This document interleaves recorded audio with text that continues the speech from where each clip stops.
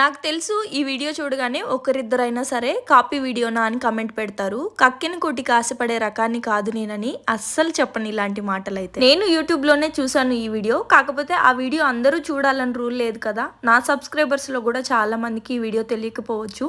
వాళ్ళకి యూస్ఫుల్ అవుతుందనేసి నేను వీడియో చేస్తున్నాను అంతే. అగ్గిపెట్టి నార్మల్ టైంలో బాగానే వెలుగుతుంది కానీ ఏదైనా తడి తగిలినప్పుడు అది వెలిగించడానికి చాలా టైం పడుతుంది కదా. ముఖ్యంగా కార్తీక మాసంలో గుళ్ళో దీపం పెట్టడానికి అలా వెళ్తుంటారు కదా, అలాంటప్పుడు అగ్గిపెట్టి కింద పడి అట్లా తడైపోతూ ఉంటుంది. అలాంటి ప్రాబ్లం లేకుండా ఈ టిప్ ఒకసారి ట్రై చేసి చూడండి.